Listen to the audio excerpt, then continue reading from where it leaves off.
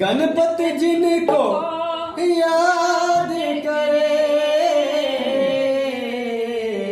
वो लोग निराले होते हैं। गणपति जिनका नाम पुकारे